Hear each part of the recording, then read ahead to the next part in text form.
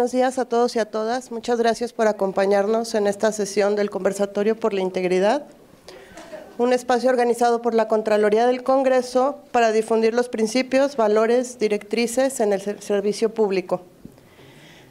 Agradecemos la presencia de la licenciada Yaret Villaseñor, Contralora del Tribunal de Justicia, de la licenciada Alicia Ortega, Contralora de la Comisión Estatal de Derechos Humanos. Nos acompañan hoy en el Presidium la presidenta de la mesa directiva, la diputada Hortensia Noroña, el Contralor del Congreso, el maestro Arturo Ríos, y nuestro ponente, el maestro Augusto Chacón.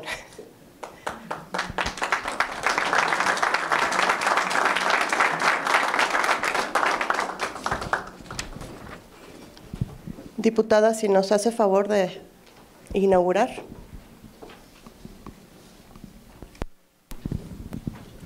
Muchas gracias, Ana Gaby.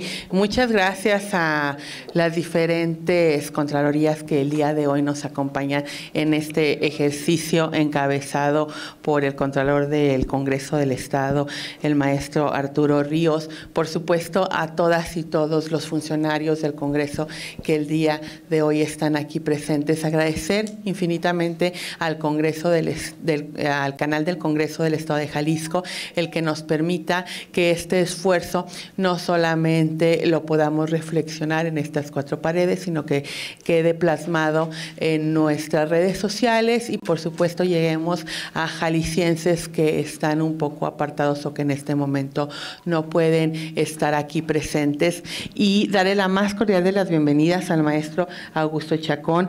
Nos da mucho gusto que haya aceptado esta invitación por medio del Contralor Arturo para que hoy nos dé una charla aquí en el Congreso del Estado en una serie de trabajos que ha venido realizando la Contraloría, el órgano interno de Contraloría del Estado, que han sido muy enriquecedores. La Contraloría es un órgano interno vital en este Congreso. Sobre sus hombros recae la responsabilidad de quienes formamos parte del Poder Legislativo para que demos cumplimiento cabal de las disposiciones que nos rigen en nuestra ley orgánica, reglamento y disposiciones administrativas. Otra tarea esencial de la Contraloría, pero en la mayoría de las ocasiones no fácil, es la de recabar pruebas que sustenten los procedimientos administrativos en contra de quienes no se ajustaron a las disposiciones normativas. No son unas cuantas tareas burocráticas más, conllevan la exigencia y vigilancia de la rectitud, de la honestidad y principios de actuación del servidor público. Los principios de la Contraloría no se ajustan exclusivamente a los aspectos técnicos, administrativos y documentales, sino que deben de ser y son instrumentos para crear y fomentar la cultura de la transparencia institucional.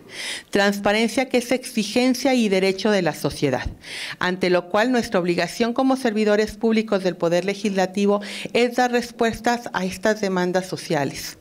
Estimado Arturo, hoy de manera oportuna abres este espacio para enriquecer el trascendental papel del desempeño gubernamental de quienes laboramos en el Congreso del Estado de Jalisco, por lo que es de reconocer a todas y todos los que están hoy presentes que se den este tiempo para escuchar las reflexiones que hoy serán de sumo interés y que nos compartirá el maestro Augusto Chacón, director de Jalisco Cómo Vamos. Estoy segura de que este evento será en beneficio del desempeño del Congreso, porque siempre estaré convencida de que los funcionarios del Congreso del Estado de Jalisco son mujeres y hombres probos, que aman su tarea, que entregan lo mejor de sí para fortalecer al Poder Legislativo y que siempre son personas que toda herramienta que se les acerque para perfeccionar y mejorar su función, la aprovechen. Entonces, hoy estoy muy agradecida a Arturo que nos acerque a los que trabajamos en este Congreso herramientas y reflexiones de una persona como es el maestro Augusto Chacón para que perfeccionemos nuestra función pública y que cada vez la transparencia, la cercanía con la sociedad sea parte inherente a nuestro quehacer público, porque al final no debemos de quedarnos en que el Congreso de Jalisco es la casa del pueblo sea una frase hueca y vana, sino que de verdad debemos de dar respuesta a los grandes problemas que el día de hoy enfrentamos como Estado. Debemos de ser empáticos con todos y cada una de las y los jaliscienses y, por supuesto, nunca olvidar que en un horario laboral somos funcionarios, pero que también somos ciudadanos y que también somos habitantes de este gran estado y que nunca debemos de perder la perspectiva de cómo deseamos que nos traten en una dependencia pública, es como debemos de tratar a todos los que se acercan al Congreso del Estado. Muchas gracias por toda esta labor que hacen para que este Congreso sea cada vez un Congreso más cercano a las personas. Muchas gracias al maestro Augusto, porque la última vez que nos entregó el informe de Jalisco, ¿cómo vamos?, a mí me preguntaban los medios qué opinaba. Y yo les decía, lo podemos ver desde una óptica catastrófica y decir, qué mal que estemos tan mal evaluados. Pero también lo podemos ver como una gran área de oportunidad, en donde saber dónde estamos parados y la gran oportunidad que tenemos de replantear nuestro trabajo para que de cara a la sociedad cada vez seamos mejor evaluados, cada vez nos sientan más útiles, cada vez nos sientan más cercanos y cada vez logremos que el trabajo que todas y todos hacen ustedes día a día aquí en el Congreso se pueda visibilizar por parte de la sociedad y realmente se les haga un justo reconocimiento y también respondamos cada vez más a las exigencias y a las necesidades que en este momento, en este espacio, en este tiempo, la sociedad de Jalisco nos reclama y nos demanda. Muchas gracias por esta oportunidad, gracias por permitirme compartir este momento y este espacio con ustedes y pues damos por inaugurada esta plática, esperando que sea, como estoy segura, para un gran avance en el trabajo del Poder Legislativo del Estado de Jalisco. Muchas gracias.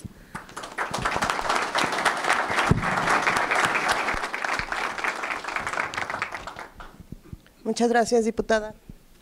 Ahora le pedimos al Contralor Arturo Ríos Bojorquez si nos comparte su visión para haber convocado y organizar de manera periódica estas charlas. Sí, gracias. Ya saben que siempre me da un poco de pena y luego se me va pasando, pero pues más que otra cosa es agradecerles la asistencia, darles la bienvenida.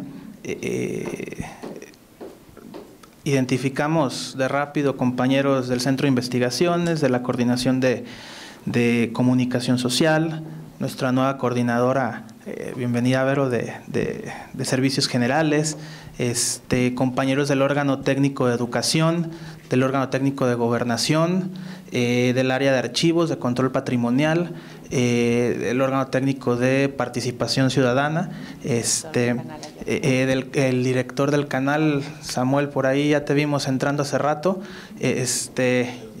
bienvenido, y digo, del órgano técnico de igualdad, Israel, por allá te vemos, gracias.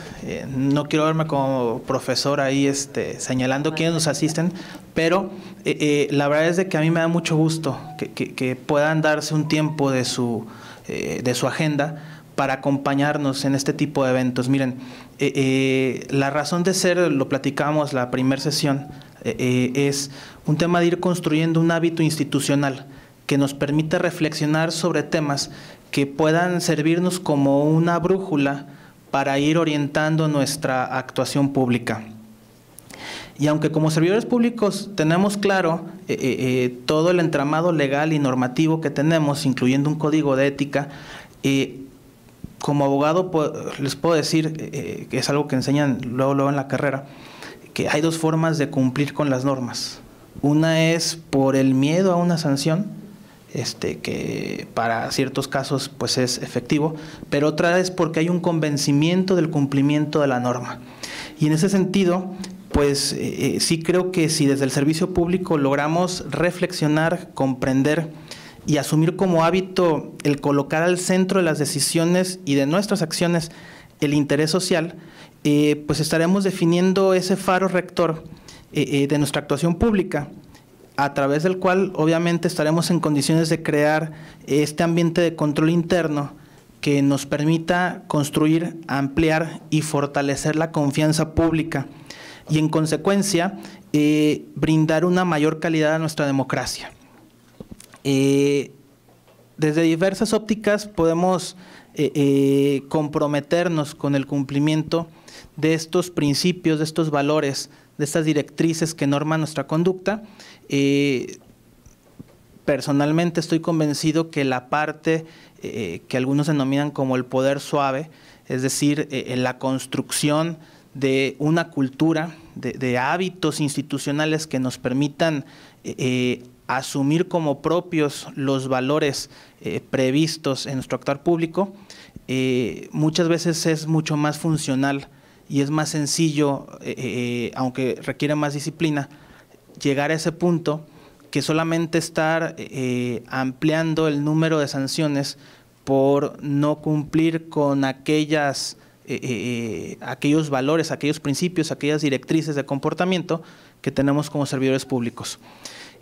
Yo quisiera hablar porque luego me emociono, pero realmente no estamos para escucharme a mí, solamente les queda la bienvenida, estamos para escuchar al maestro Augusto, a quien le agradecemos de todo corazón, con toda sinceridad, que nos acompañe. Sabemos de su agenda ocupada, pero de verdad que valoramos mucho que se haya podido dar un tiempo para acompañarnos con algunas reflexiones sobre la ética en el servicio público, porque estamos convencidos que a final de cuentas la reflexión sobre la dimensión ética de la actuación pública, todos podemos hacer una contribución significativa, tanto al interior del sistema como al exterior del mismo, ¿no?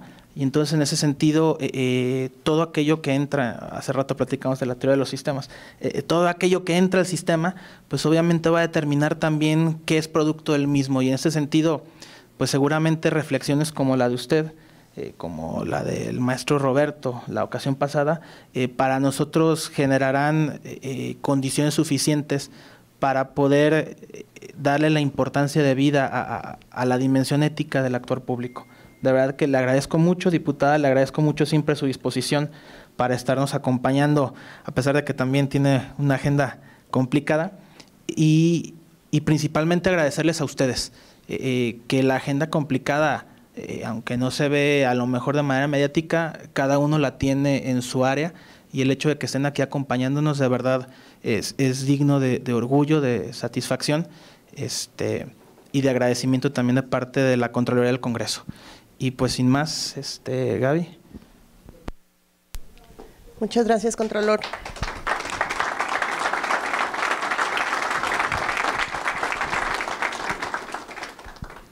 Bueno, antes de comenzar con la charla del día de hoy, aunque realmente no necesita presentación, me permito dar lectura a una breve semblanza curricular.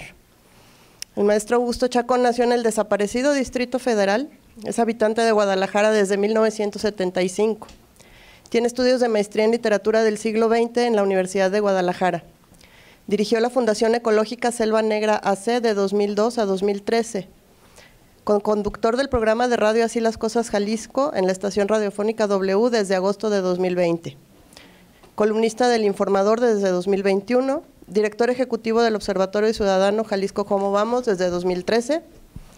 Consejero en Arquimedios, semanario de la Arquidiócesis de Guadalajara, Mexicanos Primero Jalisco, Fundación Marisa y miembro de la Junta de Gobierno del Colegio de Jalisco. Es autor en varios libros colectivos, por ejemplo, La Mirada y el Asombro, Voces de 15 lectores de Rayuela, por Diseño Editorial. Elecciones en Jalisco 2018, Hallazgos y consideraciones del ITESO, La Refundación de Jalisco, Luis F. Aguilar, editor, y UDG CUSEA. Agradecemos la excelente disposición del maestro Chacón para colaborar en nuestro esfuerzo por promocionar y reforzar nuestros valores y nuestro código de ética. Adelante, maestro.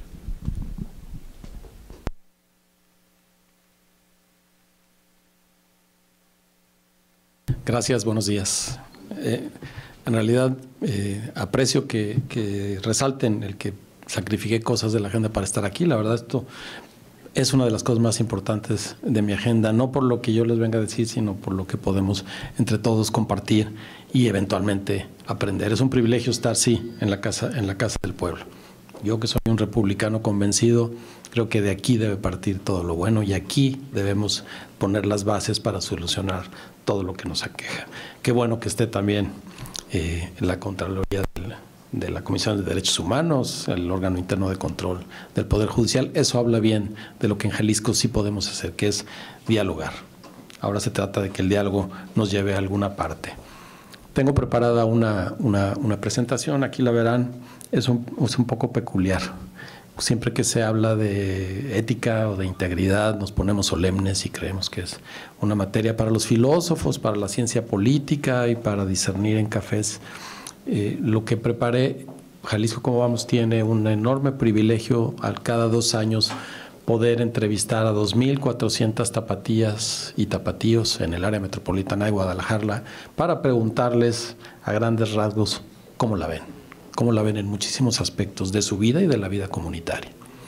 Y la idea con esta charla es que veamos un poco qué opinan de ciertas cosas que podrían relacionarse con la postura ética y con la integridad de cada quien a la hora de convivir, y nos toca a nosotros verlo así. Si nos quedamos solo en la teoría de la integridad o en la teoría de la ética, pues quizá no lo refiramos a personas. En el trayecto de la plática iremos viendo qué opinan las tapatías y los tapatíos y qué han opinado de algunos temas, y entonces unirlo a la reflexión sobre la integridad y la ética. Así que iniciemos. Primero, Jalisco Cómo Vamos es esta organización de la sociedad civil que está integrada por quienes ven en la pantalla, empresarios por su cuenta y algunas organizaciones también importantes. Están 3 universidades, el ITESO, la Universidad Panamericana, la Universidad del Valle de Atemajac, está Corporativa de Fundaciones, está Extra AC, la Cámara de Comercio, Coparmex y algunos empresarios, como ven ahí, Juan Arturo Covarrubias Valenzuela, que preside el Consejo, Ignacio Aranguren, Salvador Ibarra, Marisa Lazo, Guillermo Martínez Conte, Pepe Medina Mora, Fernando Topete, Jorge Gutiérrez, Carlos Daniel Villaseñor. Y les hago la lista porque ante la visibilidad, ya lo mencionaba en algún punto el Contralor del Congreso, gracias Arturo por haberme invitado y por supuesto Hortensia, qué privilegio que está aquí la presidenta de la mesa directiva. De repente la visibilidad parece que vamos solos por la vida y que lo que diga Augusto Chacón es lo que se hace. No, hay un consejo muy potente al que hay que estarle tomando parecer, y no solo, también dice por dónde vamos. Así que eso es muy importante y creo que tiene que ver con ustedes. Sí, las diputadas y los diputados son la parte visible, o los magistrados, o la presidenta de la Comisión Estatal de Derechos Humanos, pero a final de cuentas todo sucede gracias a ustedes. No solo la parte visible. Y digo sucede sin ponerle calificación, puede suceder bien o puede suceder mal. Y la buena o la mala noticia es que depende en buena medida de ustedes. Vamos a ver si lo que tengo para presentarles les dice algo, si podemos construir algo. Si hay alguna duda durante el trayecto, por favor díganlo. Pasarnos este rato en una exposición magistral, y se los digo con toda certeza, ni mis hijos se la aventarían. Así que con toda confianza pregunten. Si tienen dudas, yo les responderé con otras que creo que tengo más que ustedes. Aquí la primera invitación que me hicieron fue: vamos a hablar de integridad. Y pongamos algunos puntos para ver si estamos hablando de lo mismo cuando decimos integridad.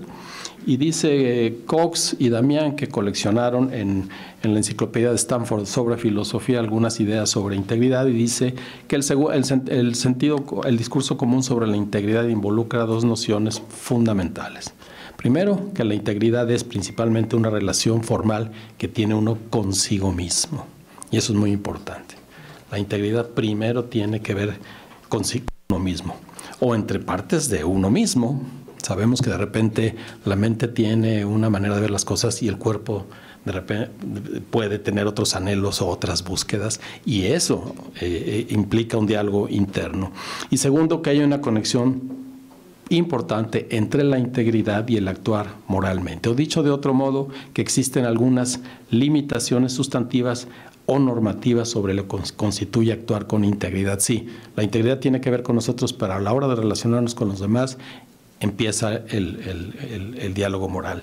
con las reglas que los demás tienen, con las reglas que como comunidad tenemos. Así es que es esa integridad que tiene que entrar en juego con los demás. En la siguiente, el concepto de integridad deriva del latín integritas, que significa la totalidad, y se le define como la congruencia entre las creencias, las decisiones y las acciones, y al apego continuo a los valores y principios. Quien se mantiene en los valores, quien se mantiene en los principios, normalmente solemos decir es una persona íntegra, porque no cambia de parecer, sobre todo en los valores y en los principios. Cuando se describe a alguien como una persona íntegra, se sugiere que esa persona no es corruptible, como resultado de su integralidad y la conexión de sus valores y sus principios. Es decir, hay un ser interno que dialoga con los valores y los principios, y que eso siempre los pone en juego para que nadie se sorprenda de quién esa persona es. Es decir, es constantemente íntegra. A menudo se usa la integridad junto con la ética, y esto es muy importante porque quedarnos solo en la integridad limita mucho, pero la integridad está directamente asociada con la ética, pero no quise dejar pasar la oportunidad de darles una definición de integridad. Algunos de los valores que suelen ser mencionados son, por supuesto, la honestidad, la apertura, la rendición de cuentas y la confiabilidad. La integridad organizacional, ahí ya no solo es la persona, se refiere a la capacidad de las organizaciones individuales de desarrollar e implementar un marco de gestión de la integridad. Sí, somos muy íntegros, pero si institucionalmente la misma institución, en este caso el Congreso, no propicia que podamos poner en juego nuestra integridad, ahí podríamos fallar. Y por supuesto falla la integración de la institución. Así, los trabajadores tienen que actuar de acuerdo con aquello que los hace íntegros, pero también con la integridad que la institución propone, y no solo propone, que propicia. Si quieres, a la siguiente. Y hay 3 tipos de integridad. Hay 5 tipos de integridad. La integración se refiere a la capacidad de las personas para integrar diversos aspectos de su propia personalidad en un todo armonioso. La perspectiva de la integridad a través de la identidad se refiere a la forma en la que los individuos se comprometen con las cosas con las que se identifican profundamente. En otras palabras, que el actuar refleje su sentido propio de quiénes son. No hacer de una manera externa lo que internamente nos parece mal, o no nos parece, o no está en nosotros mismos. Y después se sostiene y que la vida es demasiado compleja para guiarse por reglas estrictas que dictan cómo debemos actuar. Sí, perdón, no, está bien. Es que aquí no los tengo. En fin, estas son los distintos tipos de integridad que se identifican, pero creo que hasta aquí llegamos con esta parte de la integridad, y hasta dónde llega con la ética, y seguiremos con otros puntos de la teoría. Pero ahora vamos a ver un resultado de nuestra encuesta más reciente, que es una primicia. El año pasado hicimos la encuesta y le preguntamos a las personas que si se preocuparon porque los alimentos se acabaran en su hogar. Y en 2018, 33% nos dijo sí. 1 de cada 3 nos dijo sí, yo me preocupé, porque no quise decir que se quedaran sin alimentos, simplemente tuvieron eso en mente. En el 2020 bajó. Curiosamente, durante la pandemia, la gente parece que estuvo más a la mano la alimentación. Sin embargo, en 2022 subió a 45%. Esto lo propicia, por supuesto, una crisis económica. E insisto, el trabajo de ustedes es ver cómo le pedimos a las personas, no solo a ustedes, a las personas que se comporten íntegras y éticas, y hay necesidades básicas que no son capaces de proveerse. No quiere decir que esto les dé una carta blanca para hacer lo que quieran, pero nos da un piso de dónde está actuando la gente y qué le estamos pidiendo cuando algo tan básico como el alimento le preocupa a las personas que viven en la capital de uno de los estados más ricos de la República, que tiene un producto bruto muy importante. Sin embargo, casi 1 de cada 2 de pronto, durante un trimestre, se preocupan por quedarse sin alimentos. Y esta nota a mí me gusta mucho, está en un libro que publicó la Unidad Editorial del Estado en 1991. Les adelanto la fecha que vamos a oír al final, es de finales del siglo XVI, se refiere a Guadalajara, a la administración pública de Guadalajara. La ciudad acababa de cumplir 40 años, un poco más, estamos por cumplir 500. Y dice el rey, se dirige al presidente y los oidores de la Audiencia Real de la provincia de la Nueva Galicia: nos somos informados que cuando se ofrece a verse proveer en esa audiencia personas que vayan a comisiones para que ejerzan algunos oficios, proveen para ello a deudos allegados y criados suyos, es decir, se llevan los de su entera confianza. Y porque además de los inconvenientes que de esto tenemos relación, que exigen el contra, es decir, que se llevan una parte de aquello que la comisión les encargó. Lo que está proveído y ordenado sobre ello, os mandamos que en alguna manera ocupación ni proveéis a deudos, criados, ni allegados vuestros en dichas comisiones y oficios y otras cosas, sino las de otras personas que en esta provincia hubiere que nos hayan servido en ella y sean suficientes, porque así conviene a nuestro servicio, y de ejercerse lo contrario seremos deservidos. Esto lo firma el rey, bueno, no lo firma el rey, lo firma Antonio de Erazo a nombre del rey, el 19 de abril de 1583. Es decir, ya teníamos problemas de integridad cuando la ciudad apenas estaba naciendo. Y el mismísimo rey de España le van con el chisme y manda una carta diciendo: oigan, no abusen. ¿Qué tanto hemos cambiado? ¿Cuánto ha sido esa nuestra preocupación? Y tengamos en cuenta que cada 6 años o cada 3, depende del nivel de gobierno que estemos hablando o del orden de gobierno que estemos hablando, nos dicen que esto se va a acabar. Bueno, tenemos, al menos por este documento, casi 450 años tratando de que no sea así. Y ahora vamos a una definición de ética que es muy común, que todos conocemos.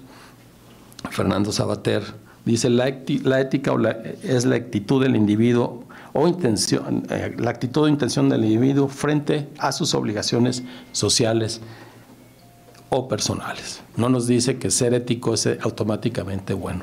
Puede haber una actitud de los individuos que no sea buena, pero esa es su ética.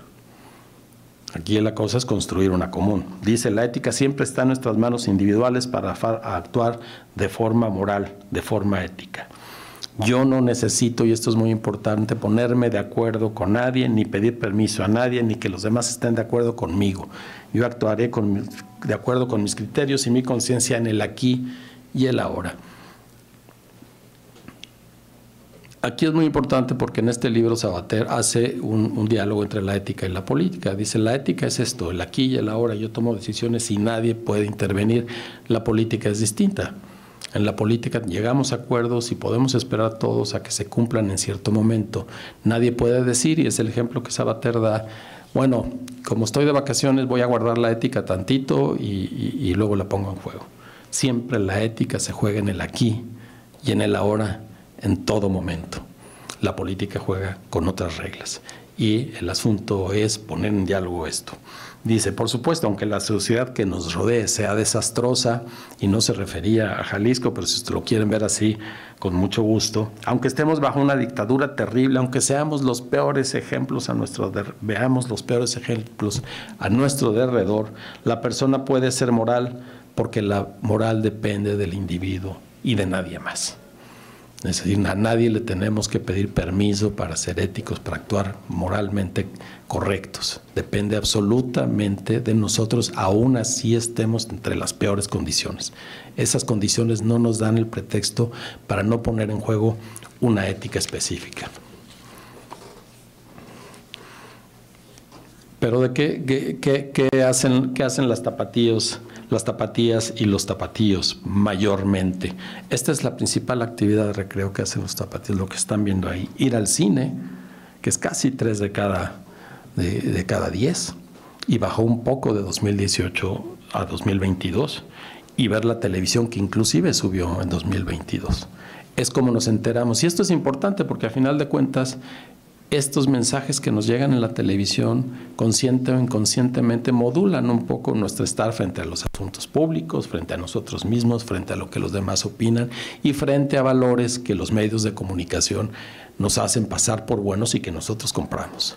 Valores que no necesariamente están a nuestro alcance, que no necesariamente caben en la comunidad en la que habitamos, y por eso quise incluir esta lámina. Estos son las tapatías y los tapatíos en su tiempo libre. Es decir, donde son, perdón por la redundancia, más libres. Deciden en esa cantidad de ir al cine, en esa cantidad de ver la televisión. También hay una opción de hablar de libros, pero la respuesta siempre nos indica que es aspiracional. Nadie va a decirnos que no lee libros. Entonces no podemos decir que todos los que nos dicen que leen libros realmente los leen, o, como suelo decir, las librerías tienen una doble contabilidad. Ahora, en cuanto a la moral, y este libro me gusta mucho, aquí lo tengo a la mano, es un señor que se llama Jonathan Haidt, y lo traje para recordarme del subtítulo. El título es La mente justa, y el subtítulo dice: ¿por qué las buenas personas están divididas por la política y la religión? Él es un psicólogo de la moral y dedica esta obra solo a dirimir eso. Y se pregunta muy al principio: ¿y de dónde viene la moral? ¿Cómo nos llega el pensamiento? Dice, hay tres teorías. Hay quienes dicen que es el nativismo, que nacemos con una buena carga moral y que después la vamos poniendo en práctica. Hay quien dice que es empírica, que lo vemos desde la experiencia y desde lo que los adultos como niños nos van enseñando, y Piaget hizo ensayos muy interesantes al respecto. Y hay quienes dicen que es el racionalismo, que es a partir de cierto empirismo, es decir, la experiencia y lo que vamos compartiendo con los demás, lo que nos lleva a ir teniendo una postura moral. Él se inclina por el racionalismo. Él dice: el punto más alto de la reflexión y de la racionalización es llegar a una postura moral de las cosas. Así que la vamos construyendo, sí, desde la experiencia, en el intercambio con los demás, en la posibilidad de poder dar una vuelta en lo que pensábamos y contrastarlo, pero a final de cuentas esas son las tres maneras que este estudioso de la mente considera que de dónde nos viene la moral. Y dice: el dominio de la moral varía de cultura en cultura, lo sabemos. Es inusualmente estrecho en las culturas occidentales, y esto es muy importante, educadas e individualistas. Es decir, la moral en sociedades como nosotros estamos tendiendo a ser más individualistas, juega un papel, la moral común, más estrecho, porque cada quien ponemos en juego la nuestra.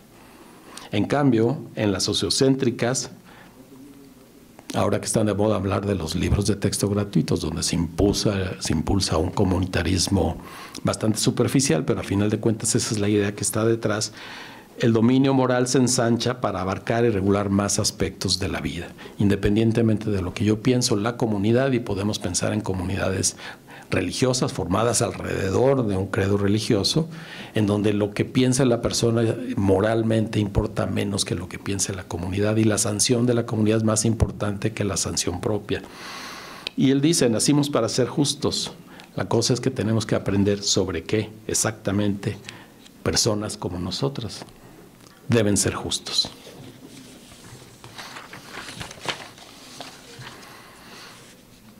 Ahora tenemos aquí esta gráfica de la satisfacción con la casa en donde vive. En los estudios que hace Jalisco Cómo Vamos, el lugar donde más seguros nos sentimos, y no completamente, es en nuestra casa. En más inseguridad nos produce la ciudad, más seguridad nos produce la colonia y más seguridad nuestra casa.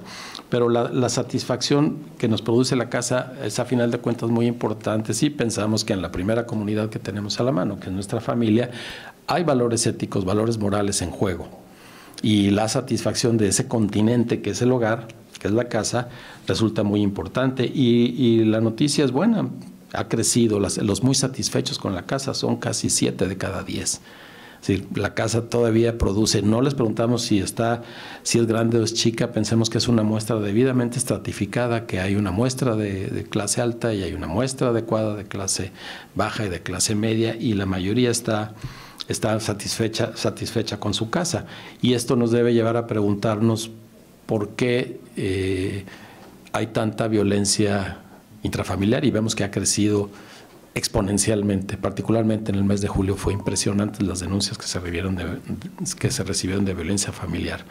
¿Qué valores morales están en juego en esa casa que nos produce tanta satisfacción? ¿De qué manera la comunidad no hemos sido capaces? Aquí hay 100% de gente informada que podría concordar en que el respeto a las mujeres es ahora imperativo, que hay mecanismos para proteger a las niñas, a los niños. Sin embargo, los datos nos dicen, está pasando lo contrario. ¿Qué pasa con la postura ética de las personas que por un lado están muy satisfechas con su casa y por otro lado crece la violencia intrafamiliar?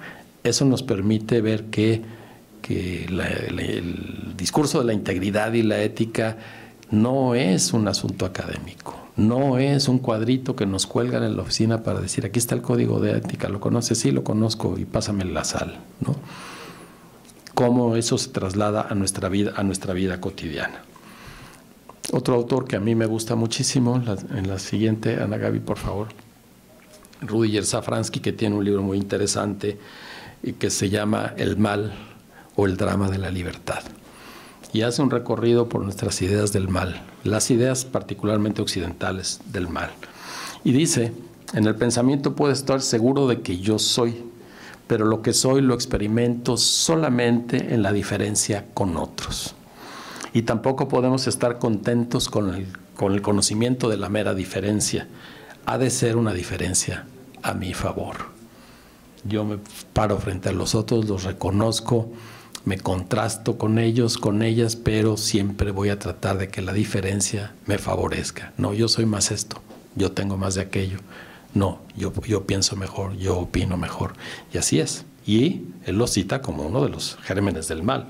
El hombre solo disfruta a fondo lo que le hace resaltar frente a los demás. Y ahí es un examen de conciencia que cada quien tenemos que hacer. Ninguna conversación nos produce más satisfacción que cuando hablamos de nosotros mismos. ¿Cómo te ha ido? Oye, déjame contarte, déjame decirte.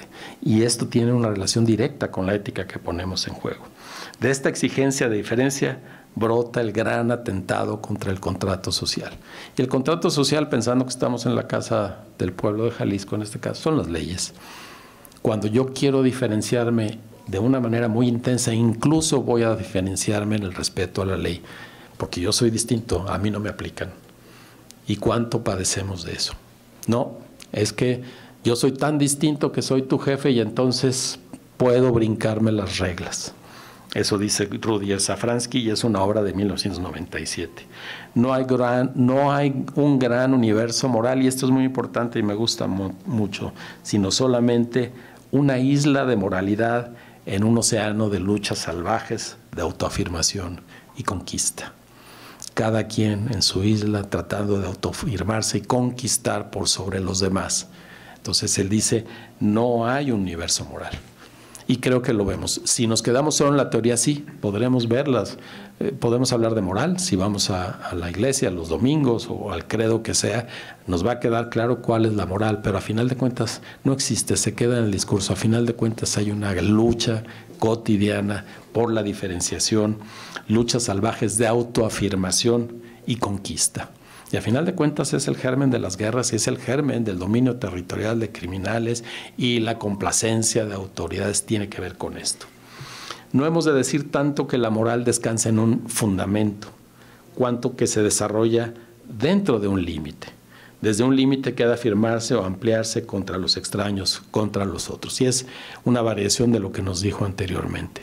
La moral no es un marco en el que teóricamente inscribimos nuestras acciones, nuestros pensamientos, sino hay un límite. Pero ese límite lo ponemos cada quien. Porque cada vez menos, y creo que todos lo conocemos, somos menos propensos a entendernos con el bien común, y preferimos lo que nos conviene a cada uno de nosotros porque hemos de diferenciarnos, dice Rudyard Safransky. Aquí en la siguiente hay una buena noticia para el gobernador. No la he visto porque no la hemos presentado. Ustedes están recibiendo la primicia, lo vamos a hacer quizá en unos 15 días. En 2018 le preguntamos a la gente si fue víctima de un delito, 21% nos dijo sí, 1 de cada 5. En 2020 bajó a 16 y lo atribuimos a la pandemia. La gente sale menos, entonces cuida su casa o no lo asaltan en la calle y no es víctima de un delito, porque la mayoría de los delitos que nos reportan en nuestra encuesta es robo. En 2022, 13%. Es una baja que de repente puede dialogar bien con lo que el gobernador anuncia con tanta enjundia. Ya lo sabrá. Y ahí está quien nos dijo, sí, de más de un delito. Entonces hay una isla, hay una lucha de autoafirmación y conquista constantemente que también se refleja en el nivel de crímenes, y las tapatías padecen esto todos los días. Y aquí estamos hablando, insisto, particularmente de robos. El crecimiento de gente desaparecida es alto, aunque también en 2022 bajó. En 2016, que fue la primera vez que lo preguntamos, era 2%, subió casi a 9% en la siguiente ocasión. Gente que nos dijo, yo tengo un familiar desaparecido. Y ahora bajó un poquito, unas décimas, a 8% en 2022. Ese es el sustrato sobre el que la gente construye la sociedad, construimos la sociedad, y ese es el sustrato sobre el que nuestra moral y nuestra postura ética ante las cosas ha de servirse. Y es el que queremos que resalte, pero no nos hacemos cargo de las condiciones sociales que estamos dando para que ese sustrato moral ideal, en buena medida algunas cosas están en las leyes, sea el que privilegiemos. Seguimos privilegiando, aún por protegernos, aún por supervivencia, esa lucha constante por autoafirmarse y por conquistar. Por lo pronto conquistar la seguridad o conquistar el pan nuestro de cada día. En la siguiente nos dice cuántas personas de estas que fueron víctimas de un delito sí denunciaron a las autoridades. 1 de cada 2. Y esto también se incrementó. Esto implica que hay un poco más de confianza en las autoridades, implica que la gente quizás es más consciente que sin importar que nos devuelvan el celular que nos robaron, el denunciarlo y decir hay crímenes en mi sociedad se vuelve relevante.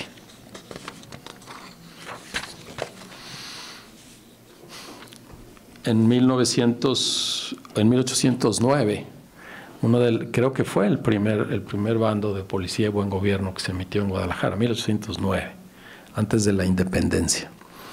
Y es de una actualidad que hace sonrojar. Dice, disposiciones que debe observar el público. Que no se arrojen en la calle las basuras, sino que precisamente se echen en los carretones de la limpieza. Que no se derrame agua desde los balcones ni ventanas, aunque sea limpia. La aclaración es encantadora. Que no se amarren las caballerías a las paredes, puertas o ventanas de las casas, es decir, no te estaciones en mi cochera. Que no se hagan fábricas sin licencia de la Junta, es decir, economía informal. Esto fue en 1809. Habría que decirles, después se vino la guerra de independencia y demás, habría que decirles que no ha funcionado. Ni ese ni los subsecuentes bandos de buen gobierno, pero más allá de lo que diga la autoridad, creo que ahí queda delineada una sociedad. La moral de una sociedad de principios del siglo XIX, en una comunidad chiquitita como era Guadalajara en ese momento, y no había más que hacer reglas de este tipo porque la gente nada más no entendía. La traducción es la misma. De veras, en el debate ético, en el debate moral, ¿estamos fundando algo o estamos tomando la estafeta para ver si a final de cuentas podemos poner en juego esos que son nuestros valores, esa que es nuestra integridad, la que reconocen nuestros más cercanos, y ponerla al servicio de lo público a partir de un marco común? Ese es el reto que tienen ustedes y es el reto que tenemos todos. No es una receta que de aquí salgamos, estas son las reglas de la integridad y estas son el código de ética que voy a poner en juego. No, cómo entiendo la sociedad en la que estoy, y a eso llegaremos al final, y cómo puedo poner mis valores, entendiendo que solo dependen de mí en favor de esa comunidad, de la comunidad grande que se llama Guadalajara, Jalisco, México, o las comunidades pequeñas, cada quien en su instancia. ¿Cómo pueden los demás reconocernos íntegros? Íntegros no porque seamos inapelables, íntegros porque los valores que ponemos en juego siempre son conocidos, siempre están abiertos y no va a haber nadie, por más autoridad que tenga, que me lleve a torcerlos. Ahora, no sé si quiere alguien comentar algo, decir algo. Si es así, bueno, nos seguimos. Agradezco que no se escuchan ronquidos. Ahora, la satisfacción promedio con la situación de los siguientes espacios y tiene que ver con lo anterior. Con los espacios, con la limpieza en las calles. Aquí específicamente estamos hablando qué tan satisfechas están las tapatías y los tapatíos con la limpieza en las calles. Hay quien dice que no están nada satisfecho y creció de 2018 a 2022 algunas décimas. 3 de cada 10 no están satisfechos con la limpieza en las calles. Y pocos satisfechos fueron más altos en 2018, pero ahí está. Los muy satisfechos, y yo creo que han de ser parientes de los regidores o de los alcaldes, es 9.8 en 2022 que están muy satisfechos. Pero solemos pensar, y sí da risa y me aprovecho de eso, que la bronca es de las autoridades. En realidad este es un reflejo de quiénes somos, porque la calle la ensuciamos nosotros. Y compramos las papitas y nos las comemos y creemos que la bolsa ya no nos pertenece y que es responsabilidad desobligado del alcalde o de la alcaldesa no tener basura, por un bote de basura por donde yo voy a pasar, y eso me da la libertad. La libertad para poner en práctica mi propia ética respecto a los desechos sólidos, para ponerlo de manera rimbombante. Esta lámina no habla del trabajo de las autoridades, esta lámina habla de nosotros mismos. No estamos satisfechos con lo que somos en la ciudad a partir de que la basura que está en las calles, que pusimos mayormente nosotros, nos tiene insatisfechos. Y esto me lleva a un punto de la ética de los gobernantes, y lo he comentado con algunos. ¿Por qué siempre declaran con culpa? Si Martín les pone el micrófono y dice, ¿por qué está la calle basura? Ay, no, espera, es que la empresa no mandó. A ver, ¿no? Si hay una responsabilidad, no hablemos con culpa, hablemos de cómo hacemos para remediarlo. Cuando ponemos por delante la culpa en eso, en inseguridad o en lo que sea, pues estamos diciendo que quizás sí la tenemos. Y no solo es eso, relevamos al otro de su responsabilidad. Como es culpa de Hortensia, ¿yo qué? La transferencia de la responsabilidad es uno de los deportes favoritos de nosotros los mexicanos. Mientras no sea mi responsabilidad, yo no tengo nada que ver. Y ahí hay una ética que se pone en juego y que tiene que ver también cuando uno responde a una escala jerárquica. Bien lo dice la conseja, ¿no? Quien es mandado no es regañado. Creo que debemos torcer esa conseja.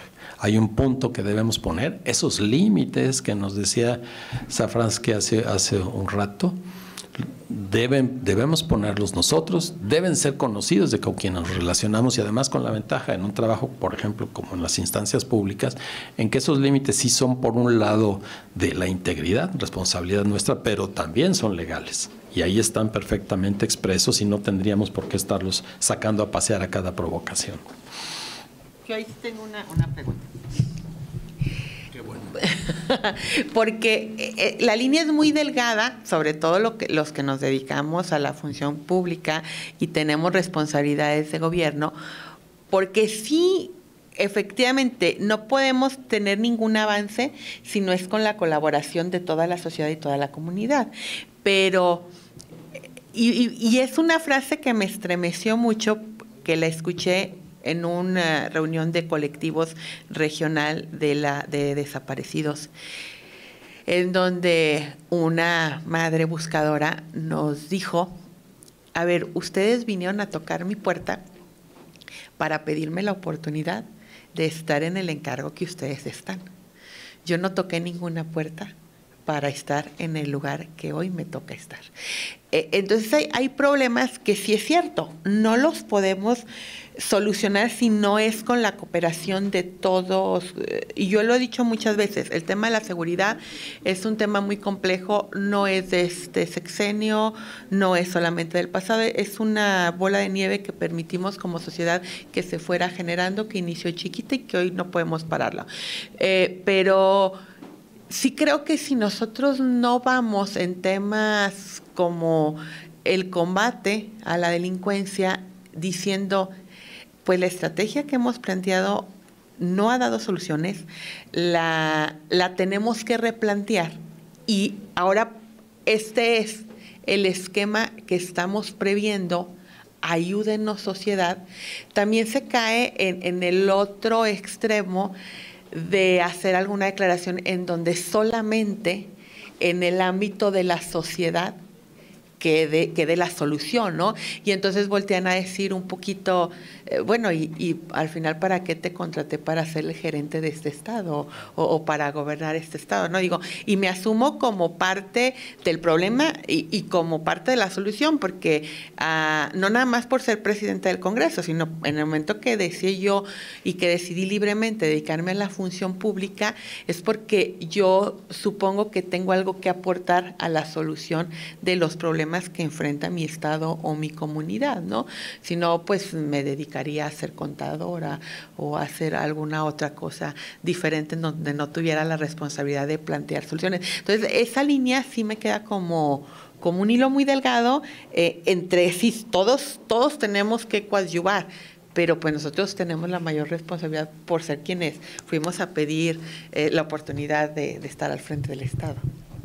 Claro, la diferencia está entre responsabilidad y culpa, ¿no?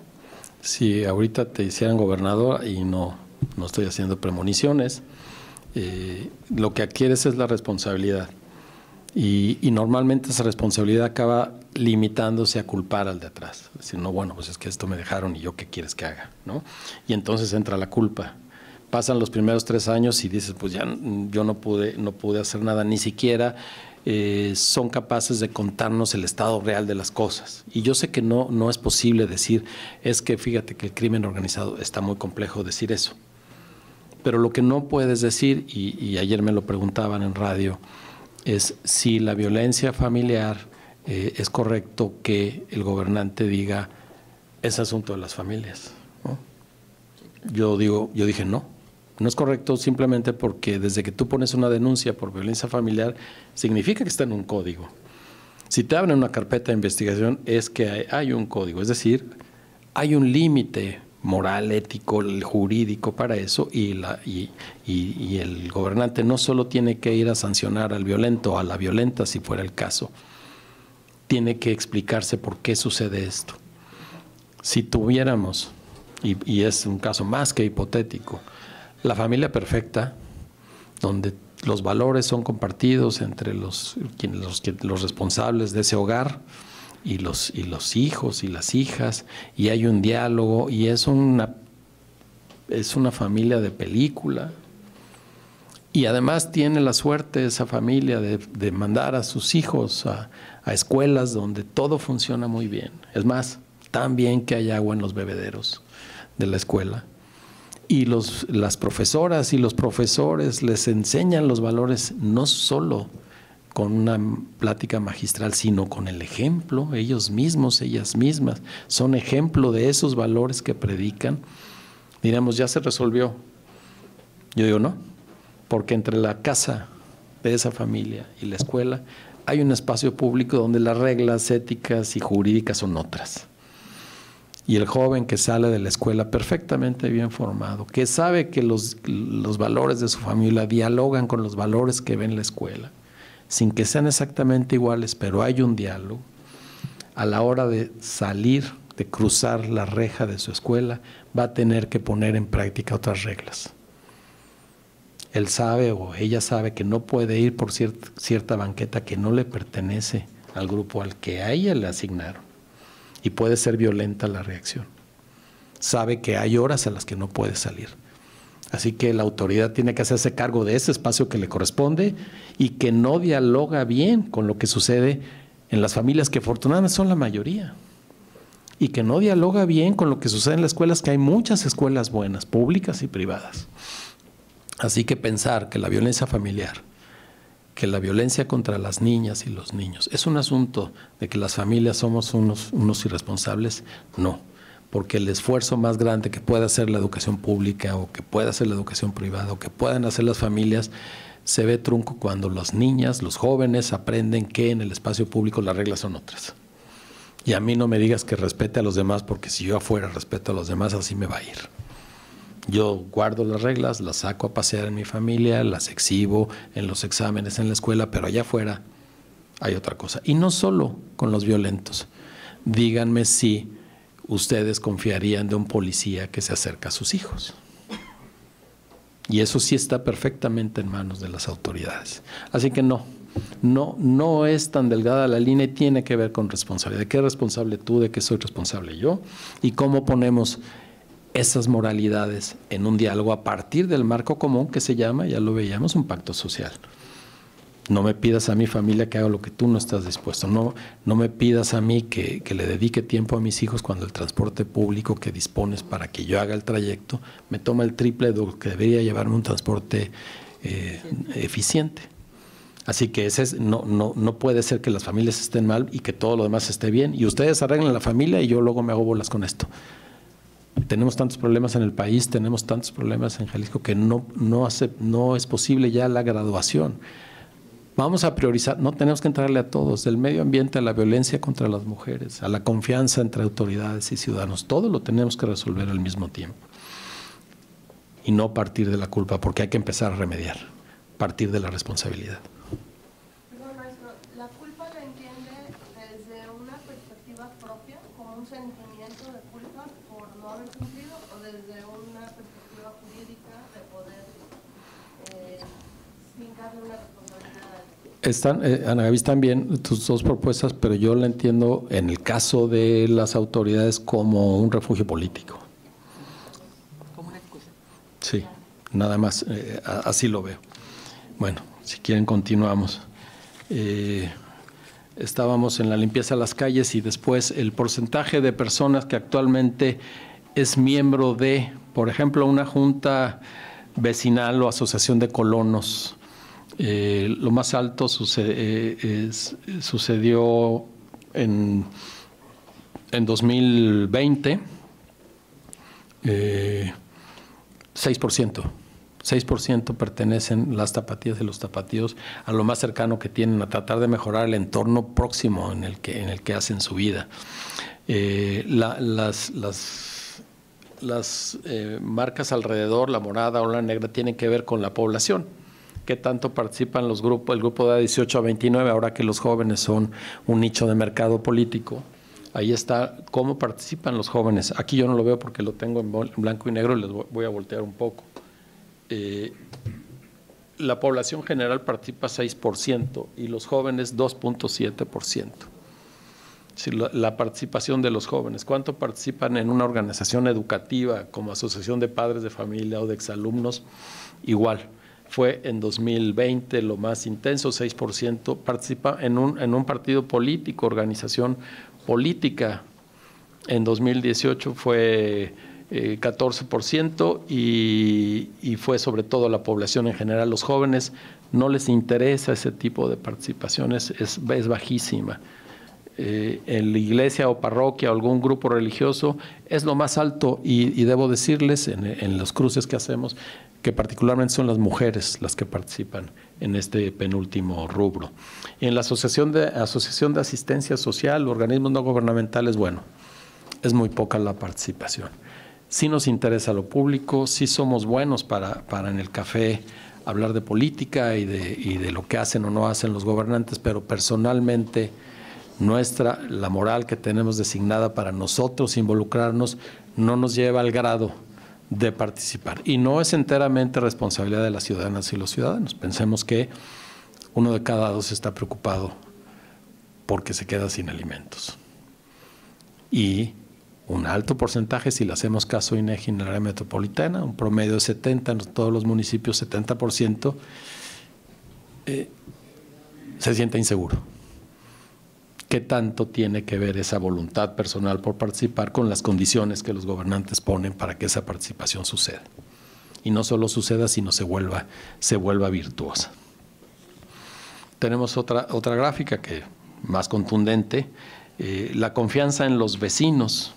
Y aquí está la suma de algo o mucho. Y no subió, 57% en 2022 nos dijo en el área metropolitana de Guadalajara que confía algo o mucho en los vecinos.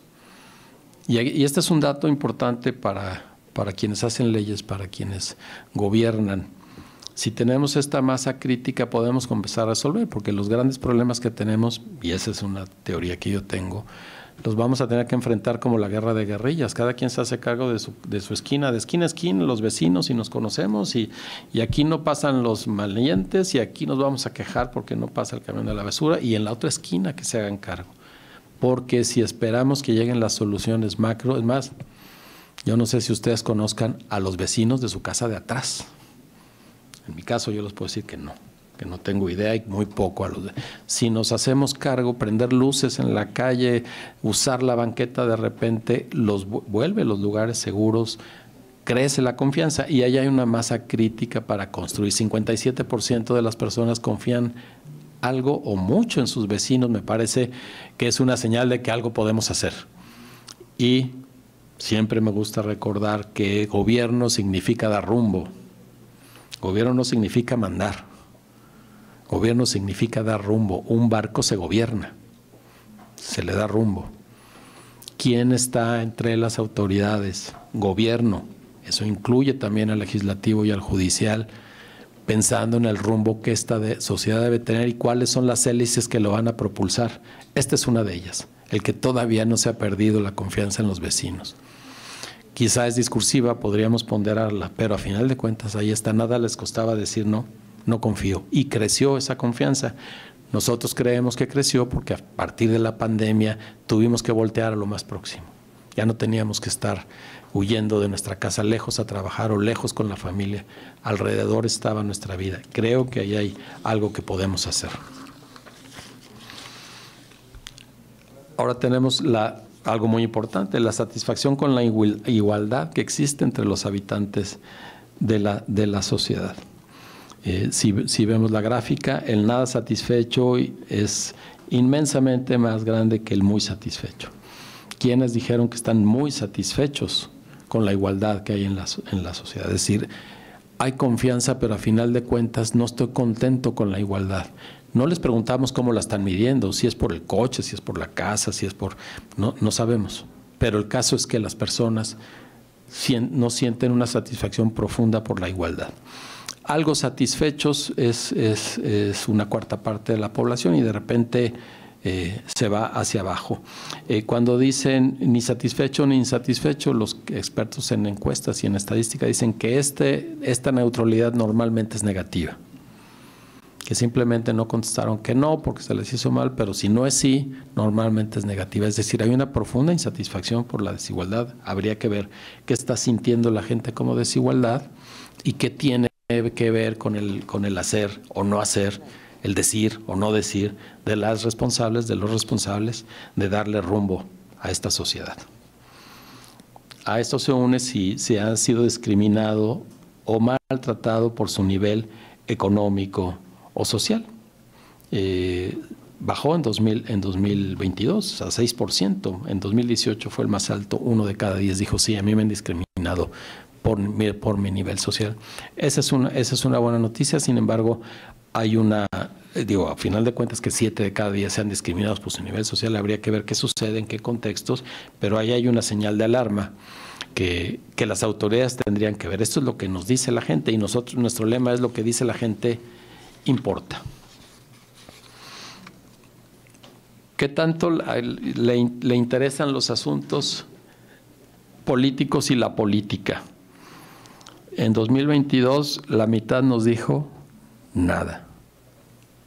La mitad dijo, a mí la verdad no me interesan, y de repente oímos noticieros o participamos en noticieros donde hablamos de cosas que parece que van a cambiar, no el rumbo de Jalisco, de la humanidad entera. Y resulta que en 2022 a la mitad dijo, a mí no me interesa nada. Y eso se vuelve muy importante. Nos creemos el centro del mundo. ¿Somos realmente el centro del mundo? ¿Podemos fijar una serie de valores y movernos de acuerdo a una ética preestablecida creyendo que es compartida? No. Ni siquiera lo más visible, aparentemente más visible, le importa a la gente. Quien dijo siempre en 2022 fue 7% de la población. 7% dijo, me interesan los asuntos públicos y la política. Y eso tiene que ver con la forma de pararse ante los asuntos.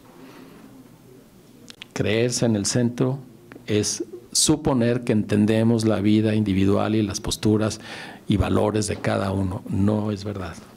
Ni siquiera nos están escuchando.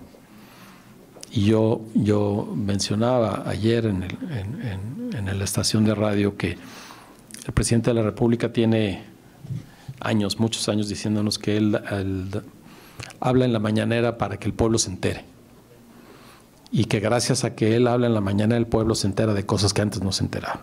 Y lo ha dicho consistentemente. Sin embargo, cuando se le atora el dato, cuando le dicen, oye, de 20 millones de gente que no tenía acceso a servicios de salud, ahora son 50. Creció 30 millones en 4 años.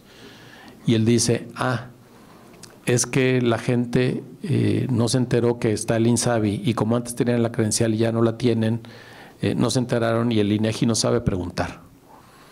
Y entonces dices, pues no quedamos que la mañanera para que se enteraran y que estaban todos enterados. No, ese 7% es el que se entera, y alrededor de ese 7% somos capaces de mover presupuestos, de decir, pero es que están diciendo que que lo estoy haciendo mal. No soy yo. No, a ver, ve la vida de los demás, que nos acaban de decir en muchos otros aspectos, y la encuesta tiene mucho más. ¿Qué tanto lee? Dice la siguiente, el periódico, escucha o ve noticias. Y esto es muy triste para quienes de alguna manera recibimos un ingreso por esto, por el rating. Mucho y siempre 27%. 3 de cada 10 dicen mucho y siempre leo periódicas o veo noticias. Algo, 9.3% en 2022. Algo. Después fue más alto en 2020 y fue un poquito más bajo en 2018. Y el nada o nunca es 34% y tiene razón. Es decir, podemos a través de los medios de comunicación, a través del discurso político, pasar un mensaje de valores compartidos. ¿Sí le está llegando a la gente? ¿De qué manera el ejemplo se vuelve la manera de mudar actitudes? Pues no.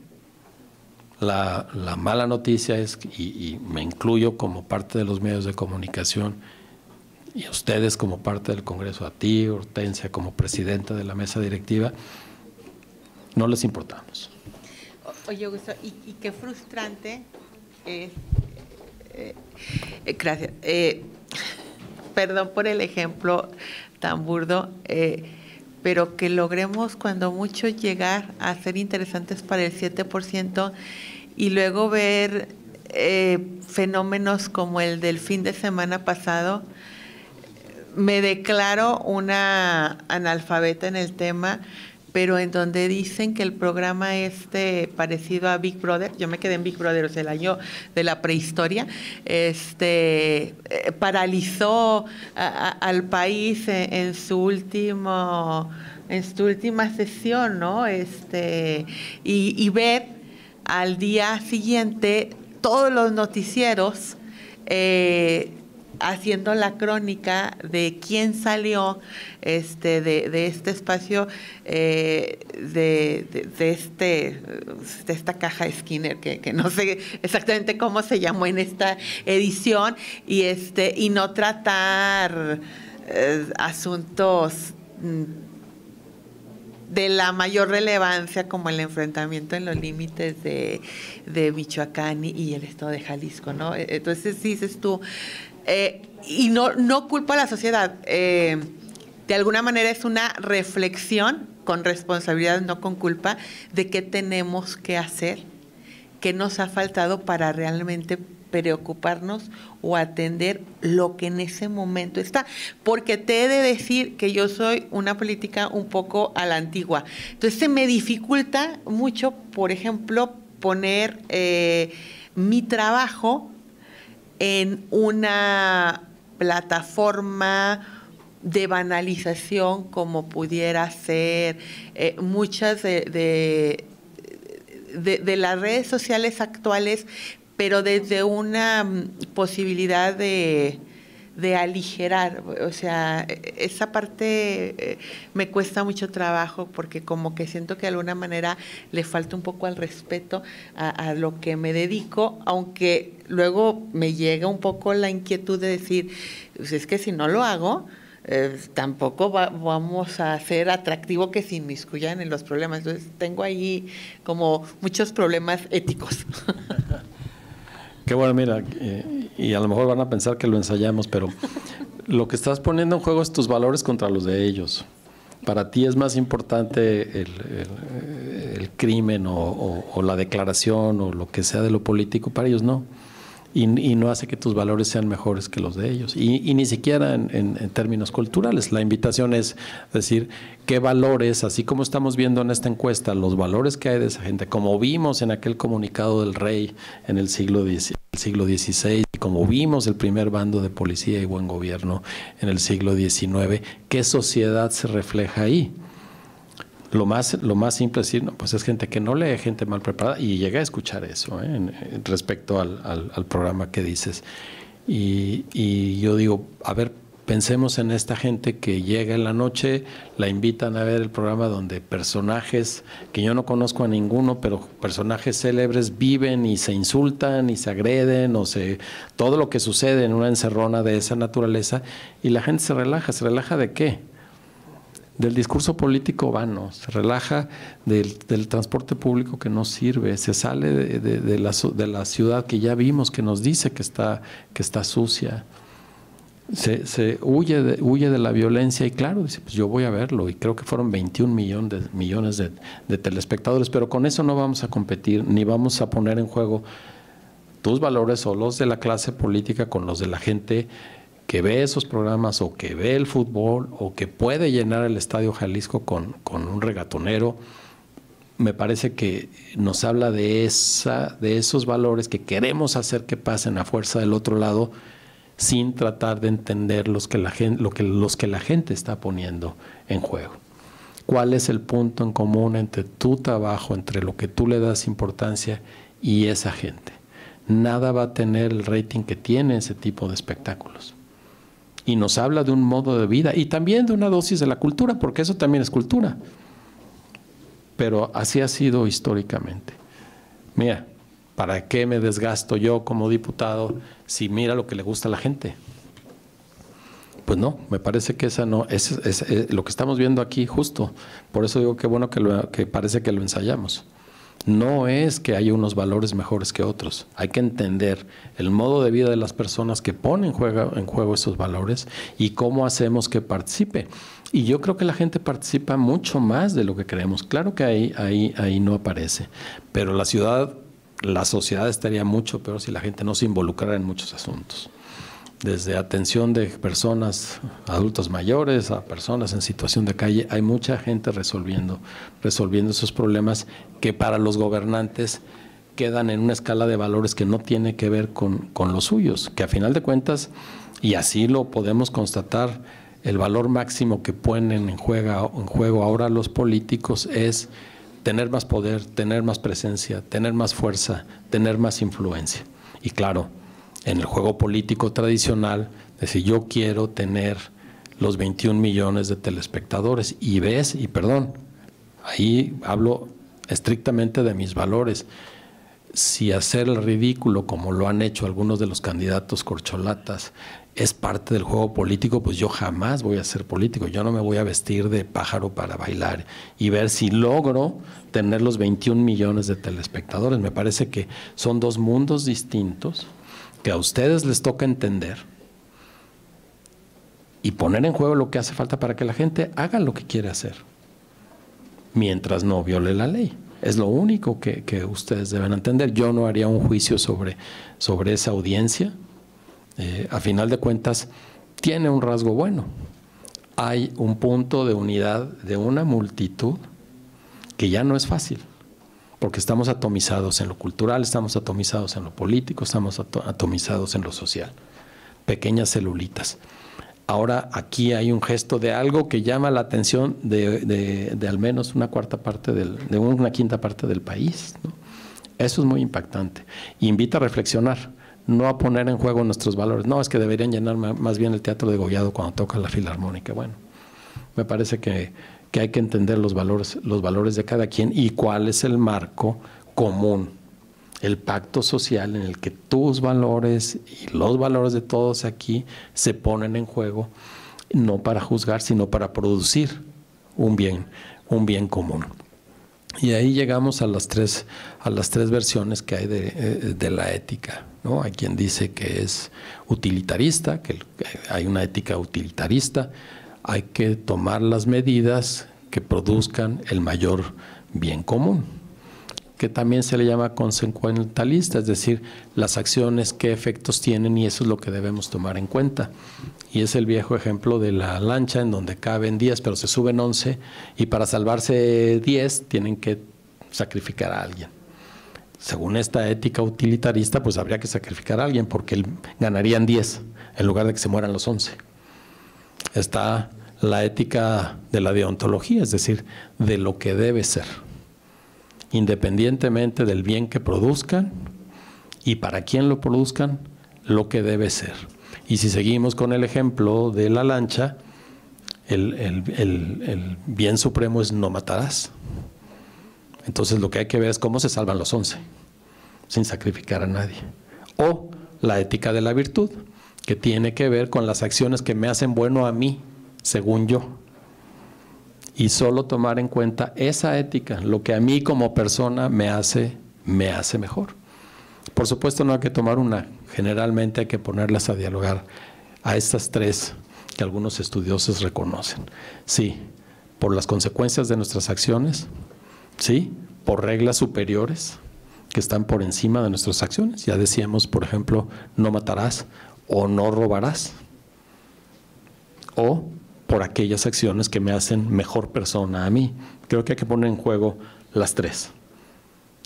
Y tiene que ver un poco con tu observación. Aquí seguimos con otra que tanto habla de asuntos públicos, pues vemos, la mitad dice nunca, la mitad dice, en 2022 dijo yo nunca hablo de asuntos públicos, 7% nos dijo siempre, en 2022.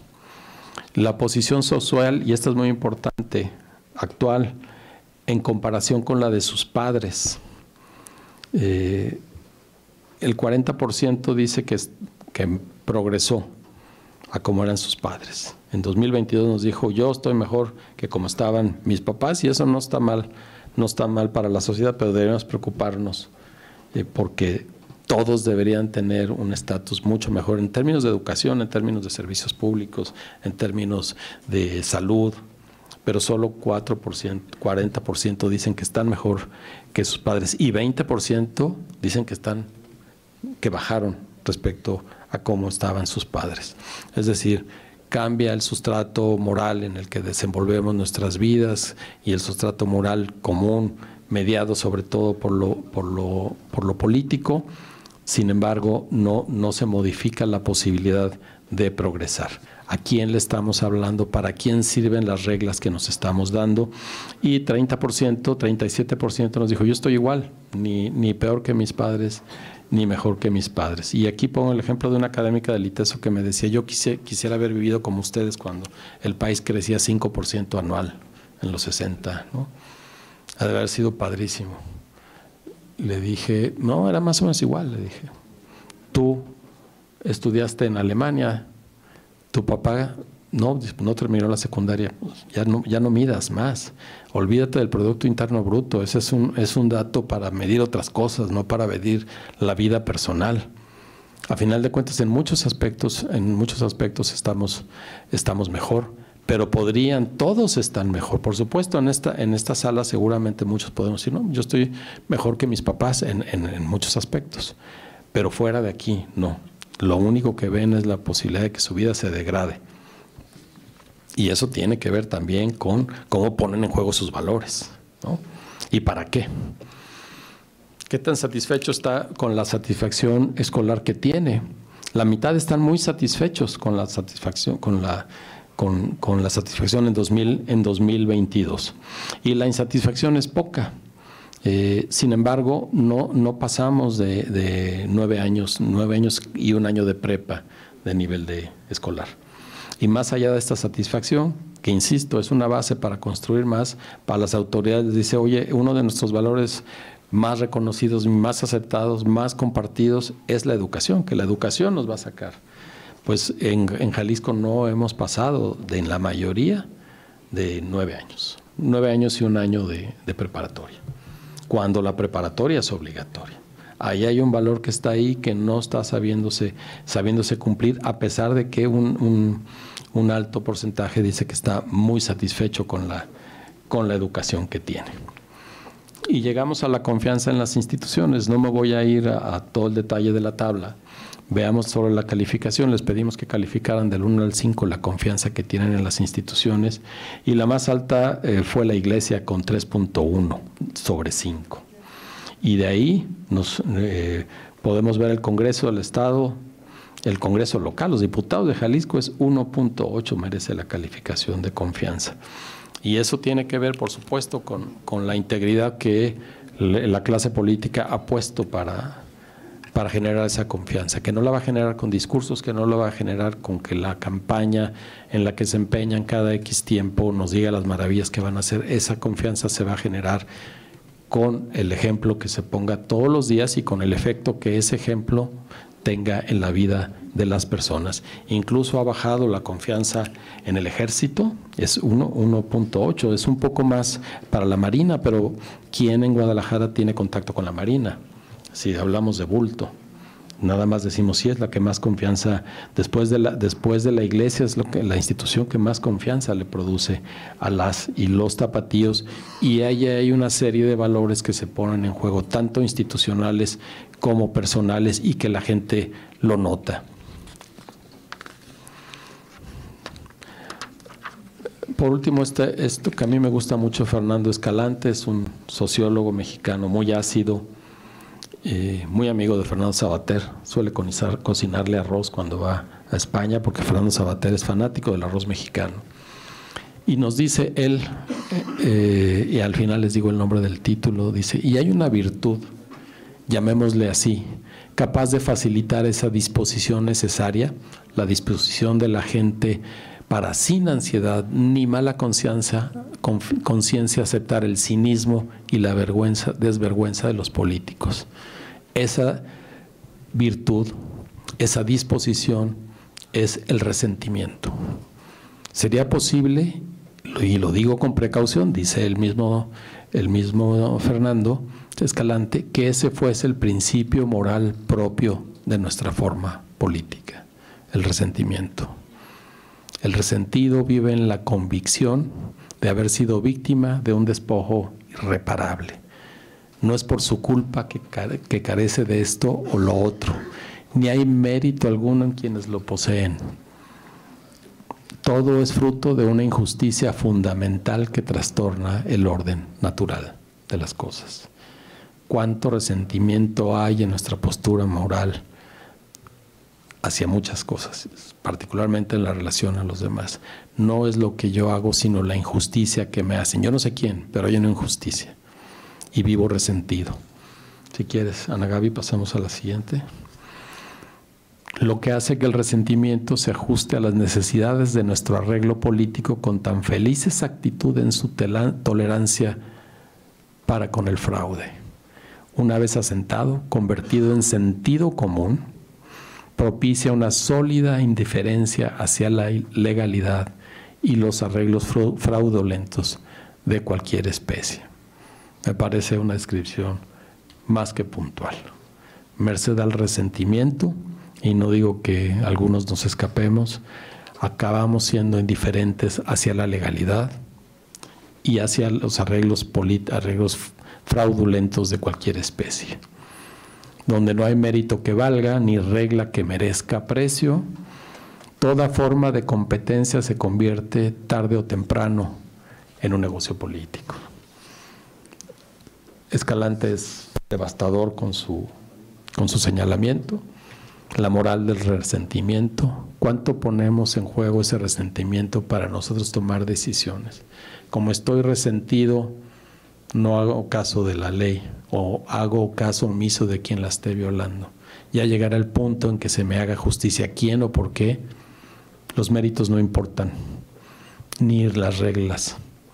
Toda forma de competencia se convierte tarde o temprano en un negocio político, es decir, en un intercambio que prescinde de las reglas, que prescinde de los valores de nuestra integridad y de la ética común, que debería ser común. ¿Cuánto resentimiento hay en las decisiones que tomamos o que no tomamos? ¿Cuánto sentimos que el de al lado tiene algo que no merece? Y ese sentir que tiene lo que no merece me lleva a mí a esperar lo que yo sí merezco y a estar resentido con el todo de las cosas.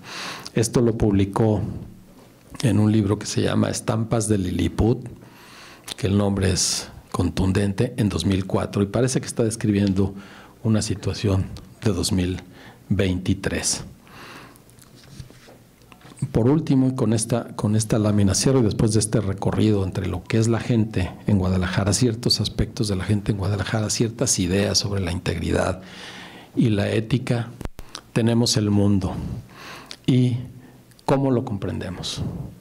Hay dos vías: la teoría ética, lo que debería ser, y la teoría descriptiva, el ser, lo que es. Tenemos que comprenderlo a partir de lo que es y a partir de lo que debería ser la deontología. Pero a final de cuentas la pregunta fundamental y especialmente en este espacio, especialmente para ustedes, es ¿cómo lo cambiamos? Pues una vez sabiendo cómo es, una vez sabiendo lo que debería ser, solo va a cambiar la acción. No vamos a salir de aquí, cruzar la puerta y decir ya estuvo, ya se cambió. ¿Qué ponemos en práctica para que lo que es sea lo que debería ser, o al menos lo que debería ser se vuelva en la meta de lo que ahora va siendo? Con la acción. No hay receta de integridad que no pase por uno mismo, no hay código de ética que no pase por uno mismo y por el acuerdo con los demás, pero no vamos a cambiar nada solo con esto. Es la acción, y no es la acción de salir y aquí a 200 metros tenemos Palacio de Gobierno y tomar el poder. Es la acción que podemos emprender en nuestro particular ámbito de competencia. ¿Cuánta satisfacción hay en ser íntegros? No necios, no inflexibles, íntegros, con valores que ponemos sobre la mesa y a partir de esos valores resolvemos los problemas que se nos presentan ante quien sea, ante nuestro jefe, ante el poder público, ante quien nos sea. Estos son mis valores. Y podemos ponerlos a dialogar y convertirlos en una ética común. Pero si no somos íntegros en lo personal, difícilmente los códigos de ética van a cambiar. E insisto en lo que dice Sabater: la ética es una opción personal que tiene que ver con nuestra libertad. El día que cedemos nuestra ética a los impulsos de la codicia, a los impulsos de una jerarquía política o simplemente patronal, estamos también rescindiendo nuestra libertad. Y la libertad sigue siendo la búsqueda más intensa de los seres humanos. No debemos claudicar a eso, y la perdemos cada vez que torcemos nuestros principios, nuestra integridad, nuestros valores en favor de algo que no nos pertenece, de algo en lo que no creemos. ¿Y qué sucede? Por eso dejo al final lo de Fernando Escalante, que vamos en realidad fundando una ética del resentimiento. Yo aquí me detengo, les agradezco mucho y bueno, si tienen algún comentario, bienvenido.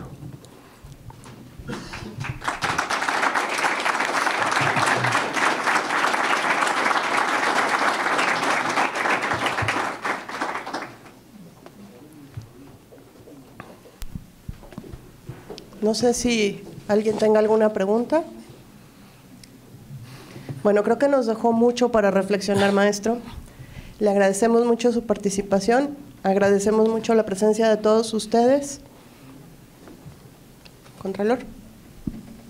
Ya, no, pues en el mismo sentido, gracias por su participación. La verdad es de que su compromiso de permanecer, creo que personalmente me quedo mucho para reflexionar, que era el punto o es la razón de ser de estos conversatorios. Me quedo con esa parte del diálogo eficaz de valores propios, con los valores institucionales como Congreso y con los valores de la sociedad, buscando que exista una correspondencia entre ellos, pero desde la cancha particular de nuestra acción, ¿no?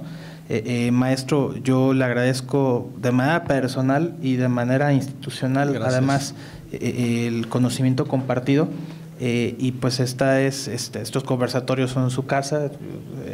Creo que a la presidenta le toca decir que el Congreso es su casa, entonces pues por lo menos las puertas de la Contraloría, del conversatorio, están abiertas para usted. En verdad, pues agradecido de corazón con lo que nos ha compartido. Al contrario, Arturo, el agradecido soy yo. En verdad es un privilegio poderme...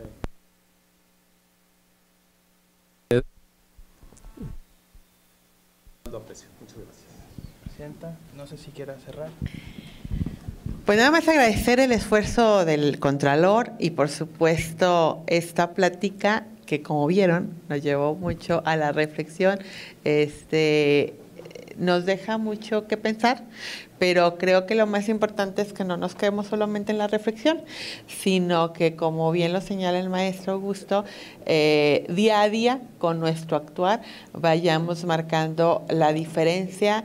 Y yo me quedo con algo que creo que cualquier acción quizá nos parezca mínima en ese día, en ese momento, pero es como vamos a ir logrando poco a poco cambiar las cosas y un poco en el ejemplo que siempre nos dan, la piedra, gota a gota del agua, se va haciendo un surco, se va haciendo el hoyito, y creo que así quizá haya acciones que a nosotros se nos parecen muy pequeñas, muy mínimas en nuestro actuar diario, pero creo que no podemos esperar a hacer un gran acto heroico. Creo que muy pocos seres humanos en la vida y en la historia de la humanidad tienen la oportunidad de hacer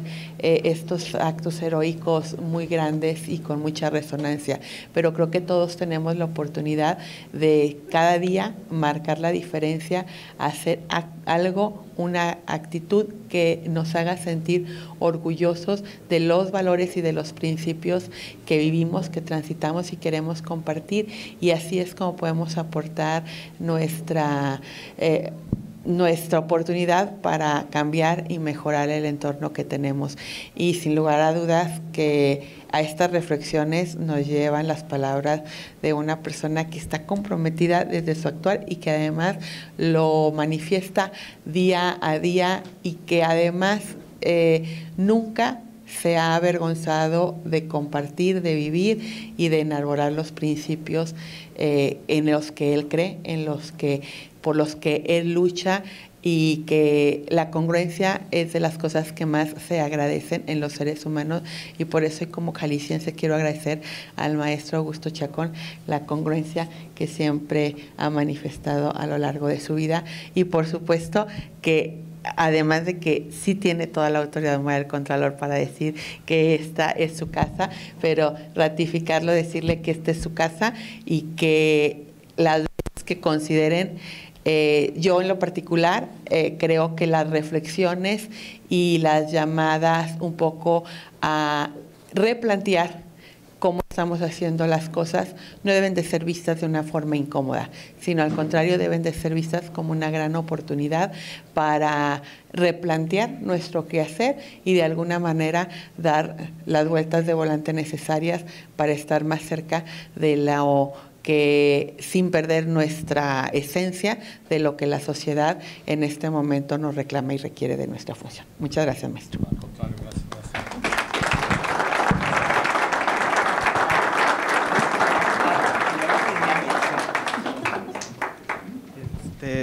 Maestro, pues para concluir, queremos otorgarle un reconocimiento, Presidenta, de parte. Muchas gracias.